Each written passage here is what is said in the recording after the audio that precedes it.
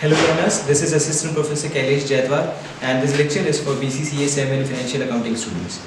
And in previous lecture we have seen about the financial accounting and what is final account and what are the practical implication and what are the components of final account. So component of final accounts are like trading account, P&L account and balance sheet, and sometimes manufacturing account and P&L appropriation accounts as well. So that is how it consists of these types of things. So actually we have started one practical question of final account in previous lecture. So as referring to the previous lecture, we have one question here, that question only which we have seen in previous lecture. So in previous lecture we have just demarked all the things which we will going to shift in trading and P&L account and in the balance sheet. Okay, so what are the components? So trading, P&L and balance sheets are component, and how these things can be bifurcated. To know this thing you have to watch previous video. Okay, now we will simply shift all these things to this platforms. Okay, so let's have a shifting process for this final account. Okay, so here we have land and building account. We have written A over here. So why we have written A?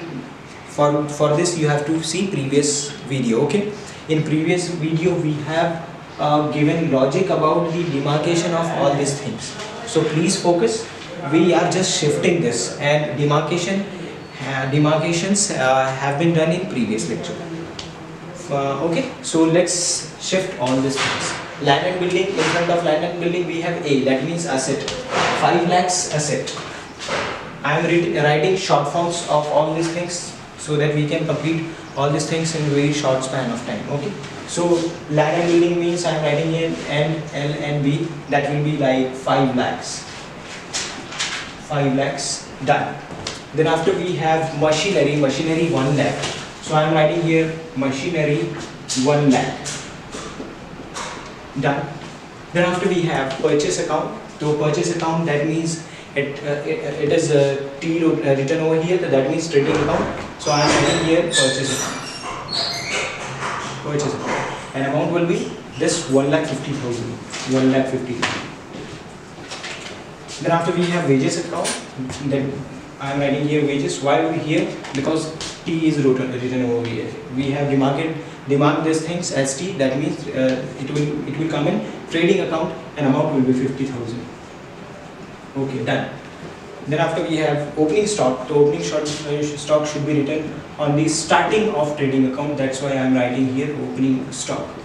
And amount is 50,000. Amount is 50,000. Again done. Then after we have stationery and salary, 10,000 and 80,000. And obviously this is for P&L account.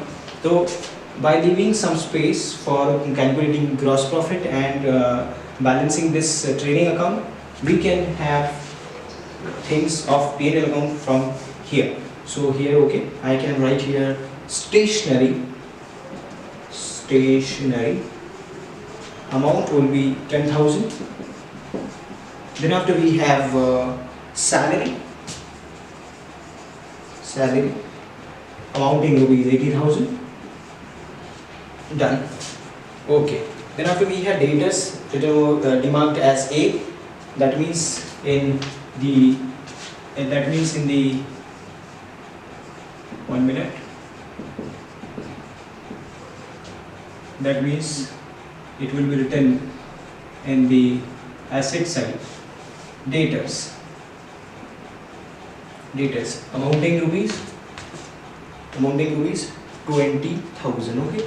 I can write here 20,000. Okay, done.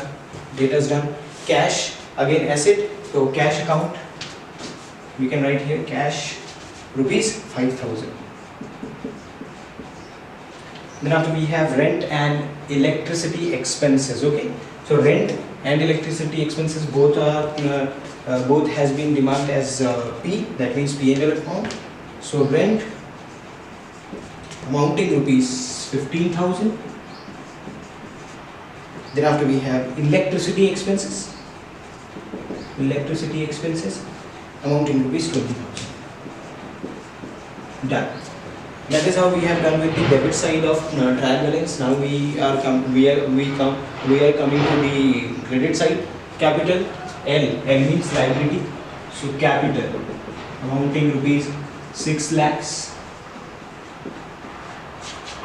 Done. Sales T means trading account. Sales amounting 3 lakhs. Then after we have commission received, not paid. Commission received means income. Income means indirect income means the credit side of P&L account. So commission received amount 25,000.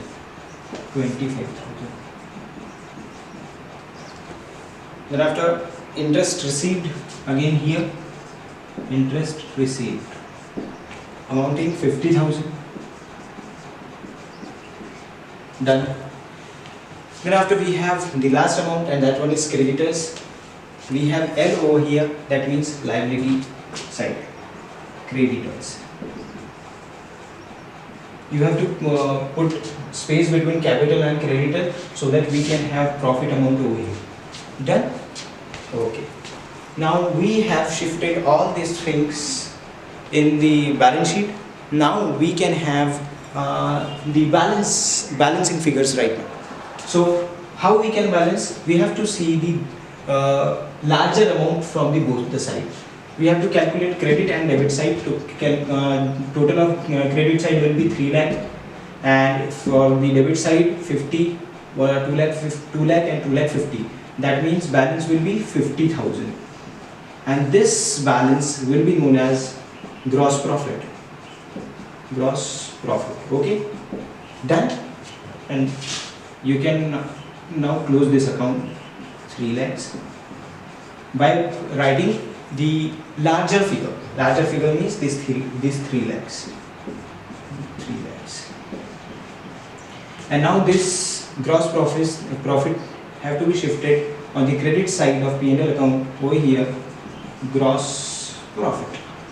So gross profit amounting rupees 50,000, and now we have to calculate the credit and debit side.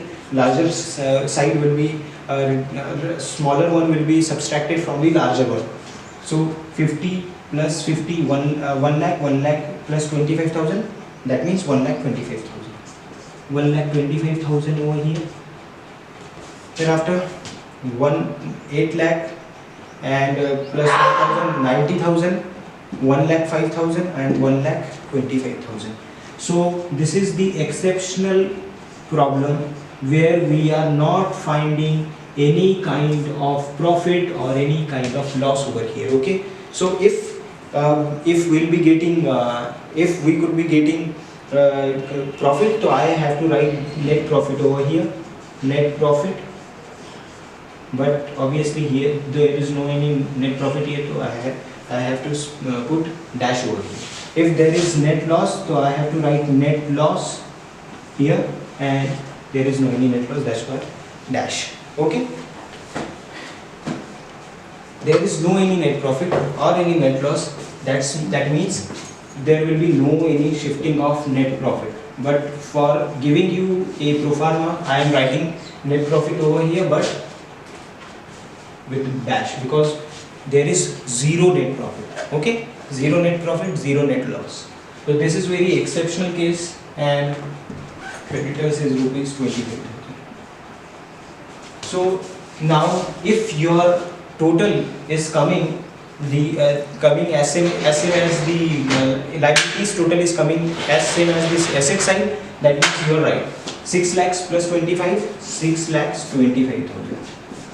Then now 5 plus 1, 6, 6 plus 20, 6 lakh 20 plus 5, 6 lakhs 25,000.